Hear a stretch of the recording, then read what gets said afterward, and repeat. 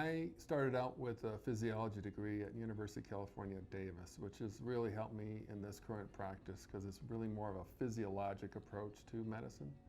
Then I went to Emory University School of Medicine for physician assistant training in Atlanta, Georgia. And for the last 37 years, I've been practicing as a physician assistant. My practice here at Remedi Health is really to help people find the why of how they have the symptoms rather than just, I have a headache, give them a pill. I really try to investigate what the source of the problem is from the physiological approach. It actually can get down into the cell level, because I was a cell physiologist, and we actually start with the cell, and that's where the vitamins come in, and mitochondrial function, things like that. So we go from the cell and work our way up, and it can be a lot of different diseases that we deal with here. So if you want to call it something, it would be more like a functional medicine clinic. That's what this medicine clinic is about. I've been doing this kind of medicine for about 13 years in different clinics, and I've established this clinic in the last 3.5 years. I've been in approximately 12 specialties over 37 years around the country. That includes general and vascular surgery, pediatric orthopedic surgery, adult orthopedics, internal medicine, family practice, emergency medicine, addiction medicine, occupational medicine. So it's given me a lot of background. So when someone comes to me, it's kind of like I have all those specialties in my head, which gives me an advantage. Most of the healthcare now is kind of fragmented because you'll go to one specialty, you'll go to another specialty, and they kind of give you their expertise in their particular practice or specialty, and they'll give you medications for that, but they won't know that's going to affect the other other problems that a person has. So with my broad knowledge of all the specialties, I can see if I give a drug, how is it going to affect the other drug? For example, if something causes osteoporosis, I'm going to realize that that's an important thing because I've had to deal with those situations before, like fractured hips. For example, proton pump inhibitors, they're given by gastroenterologists all the time, and they're good drugs for the stomach, but they cause malabsorption of nutrients and vitamins, which cause an increased risk of osteoporosis. So I look at it kind of as a multi-organ system, and I can, because I have the specialties in the past, I can identify where that might affect another part of the organ system that may not benefit from that particular therapy, so I have to modify it. So I look at them more of as a total being rather than just their bone or just their heart. That's the advantage that patients have when they come to me. The traditional practice uses the standard medications, which are fine, but I try to look for other ways to have the physiology optimized, maybe besides using just drugs initially. For example, there's a lot of nutritional benefits that a person can derive, for example, that can lower their blood pressure. And if you add those supplements, those vitamins up, sometimes you can get a drop of 10 or 15 points in their blood pressure without really putting them on a medication. So one of the things I do is I try to avoid just going right to medications. That's what I try to do. And the nutritional aspect of this is pretty important. I also look for things that will help me predict what the risks are for cancer and heart disease in the future. For example, not a lot of people are studying oxidative stress. Oxidative stress is the state of your body when you create oxidation processes, but you don't have enough antioxidants to donate the electrons to neutralize those. So you have these things called free radicals. Most people have heard of free radicals, but almost nobody's really heard of oxidative stress, and that's the state you're in.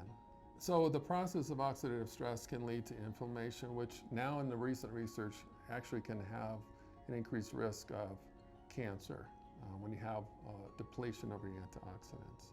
So I look for those kind of things that aren't really popular yet. I like to talk to a lot of biochemists. That gives me some idea of how I can manage a disease without just giving them a pill. How can I change their physiology? So the physiologic approach is a little bit more unique, and I try to stay ahead of kind of the current therapies by the new research by biochemists. I learned about hearty daily essential nutrients from a conference I went to about a year and a half ago in San Diego. I met Mr. Hardy, the owner that started the company, and I was just fascinated because of their really unique approach to mental health and how it would help mental health, because I have some relatives with mental health, and pretty much like everybody does. And so I was really fascinated, like what does this have to do with mental health? So I met them and saw some of the presentations, and I've read all the literature on them, and the vastness that daily essential nutrients has on multiple mental disorders is quite incredible. It's supposed to be the most studied vitamin supplement for mood disorders in the world, and that always fascinates me. It also for traumatic brain injury, bipolar disorder, schizophrenia, all these things. There was a recent article actually that said that up to 15% of people who are schizophrenic may be just a nutrient loss. There was another study on people who were in assisted living. So these people naturally couldn't be at home because they couldn't take care of themselves anymore. So all they did was give B vitamins to these patients in assisted living, or people in assisted living, and half of them were able to go home. Well, that's pretty incredible that we can have these dramatic differences just from the vitamins and the vitamin deficiencies that we have. And as we get older, most of us will get vitamin deficiencies. One of the reasons we have vitamin deficiencies is because the soil doesn't have these anymore. There's a soil scientist actually up in Fort Collins who studied the soil content around the United States and showed, and his statement was, that you can no longer get a well-balanced meal from food alone. For example, magnesium is about 50% of the content when I was a kid. So it doesn't matter. The lettuce can look great at Whole Foods or wherever you want to shop, and it doesn't have the nutrient density that it had before. So that's why I check these levels. I've never in 13 years had anybody on that panel 100% for their vitamins. Never, in hundreds and hundreds of patients. So all the people, no matter if it's organic or what, you're not going to get the nutrient density in the food anymore. So you have to supplement when you need to. So I think that is where I got interested, especially in the mental illness category, is how does that work? And I think the advantage of the daily essential nutrients is that they chelate it to amino acids, which increases the absorption. So you can triple or quadruple the absorption based on what that vitamin or mineral is attached to. For example, in the magnesium studies, if you use the cheaper magnesium oxide, it's absorbed about 5%. If you chelate it to an amino acid, which a lot of them do, you triple the absorption rate. So now you're getting something that's going inside your body rather than just giving you loose stools. And that's where I think some of the advantage of the Hearty Essential Nutrients is they have amino acids chelated to all the vitamins and the minerals, so they get better absorption. And it might even let them cross the blood-brain barrier, which would allow the brain, which we're talking about mental illness, to utilize better. One of my relatives has multiple things, which the Hearty Essential Nutrients has investigated, and that's with a traumatic brain injury, TBI, and some psychosis, schizophrenia, and this relative had both. He had 2 to 3 brain injuries, which we got some help with biofeedback, and it helped him significantly, but he wasn't still quite right. Then we put him on the daily essential nutrients, and it was a dramatic change. His TBIs were maybe 10 years prior, 7, 8 years prior. And when we put him on those, about 3 to 4 weeks later, he started actually having a personality change. He had a sense of humor again. He was interested in things that he hadn't been interested in before. it was like he was 10 years before the brain injury, and before he also developed some psychoses. And after he was on that, it was quite dramatic. His psychoses, we didn't even recognize that was there anymore. And the TBI, he didn't have memory problems anymore either. So he was the best that we'd seen him in 10 years. So yes, it was quite dramatic. And unfortunately, like a lot of people, especially when they're kids in their 20s, they don't feel like they need it anymore. So what happened after he stopped taking them was he returned to his previous state of intermittent psychoses, confusion, had cognitive problems, and it has been a dramatic downturn for him. And unfortunately, I tried to get him to take them again, and he just, I don't want to take a pill. When a person gets sick, they get so sick, they then get paranoid about what they're taking, and they just want to refuse everything. So it was sad to see, but encouraging that there's something that will help them, that's something besides a lot of drugs. I'm a scientific data kind of guy. I don't like doing things without evidence. That's just from my scientific background. So when I go to these shows and these meetings, there's a lot of products and claims people make out there, and I'm pretty critical of that. Unless they show me study, I really don't want to just buy things or order things because people tout it. I need the evidence. And so when they told me that they had all their research there and that I had access to it, I read it all. I read all their papers, and what I was impressed with was the variedness of it. There was, some on mental illness, some on traumatic brain injury, even I think there was one on, autism. So it had so many different articles. Plus, I have to say, I was influenced by the fact that this Harvard psychiatrist, a well-known psychiatrist, was supportive of it. And when you get a person that is well-known and well-respected, they're not going to be doing some funky thing, So I have to look at that as also a confirmation that this product has something to it. So yeah, to answer your question, I'm very familiar with the research, and it's more than I've ever seen on a vitamin.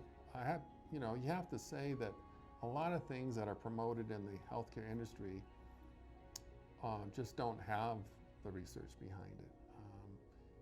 Also, you've got to be very careful because half the nutraceuticals and half the vitamins on the market either don't have what they have in there that they tout that they have, or there's toxins in there, from China or whatever, lead or whatever. So you gotta have a product that you can trust that doesn't have stuff in it. Now, the Hardy background is that he started in the animal industry, and he had a dramatic effect on the pork industry. And if it worked for the animals and he made that much difference, why couldn't he make a difference with humans? So it told me that his product were already proven in the animal studies in the animal business. Why wouldn't it transfer to this? And so it's just a good product because I trust it's made well and the research is there. If it was a crummy product, the research wouldn't show that it was beneficial. Why do I recommend daily essential nutrients? I kind of use them kind of more specifically, and I probably broaden my use of them when I feel people have mood disorders or mental disabilities that may benefit from them. And that can be depression, traumatic brain injury, bipolar disorder, these different things that I think require a product that can maybe get in the brain a little bit better. A lot of vitamin companies, they do not spend the time or money to chelate them all to the amino acids to all the vitamins. It's expensive, and that's why they do cost more, but there's more to them. And a lot of vitamins, that's all they have is the vitamin in really just a pack kind of solution, the packing material. there really isn't anything to transport the vitamin across the intestinal epithelium to get it absorbed as well as these. So, those are the most common times that I'll recommend. Why do I think it's important to teach other healthcare providers about nutrition? It's because they don't get it in school. I think the average, maybe it's better now, in medical school, the average time they spend on nutrition is maybe 2 weeks, which I think is really faulty.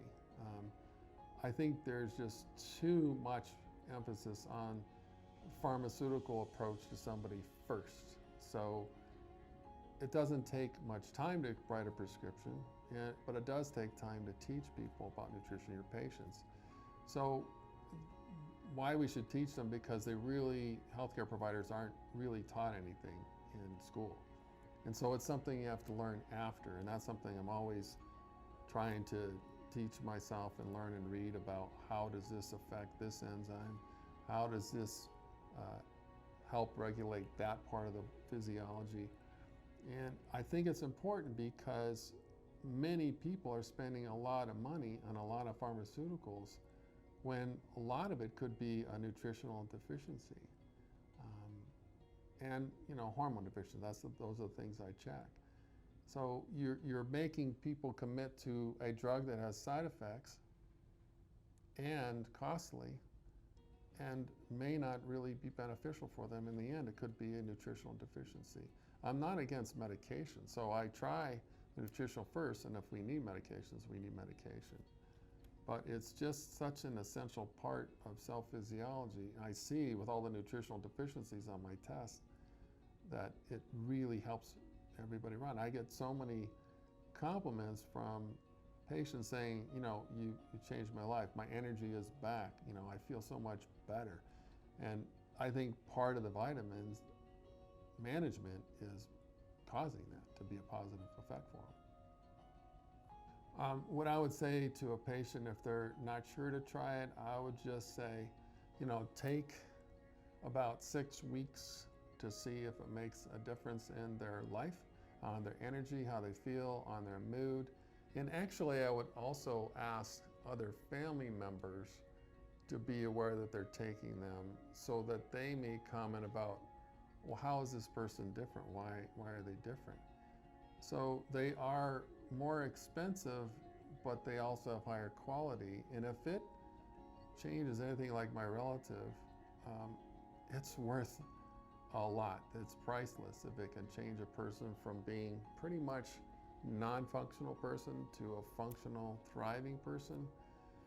Why wouldn't you at least try that initially before you try some other products and before you try other drugs, And I'm not a psychiatrist, so I'm not going to tell people don't take their psych medicines, but incorporate that with the medication. So what I would recommend is people, if they're on medications for their psychiatric diseases, then incorporate that, add that to the program, and then talk to the psychiatrist about weaning them off their drug.